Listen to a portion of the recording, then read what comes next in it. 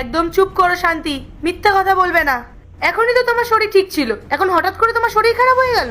আসলে দিদি কাজ করতে করতে না আমার মাথাটা একটু ধরেছিল। এই একদম ফালতু কথা বলবে না, সত্যি করে বলো কি করছিলে তুমি এখানে? দাদা আমি সত্যি এখানে ওষুধ নিতে এসেছিলাম।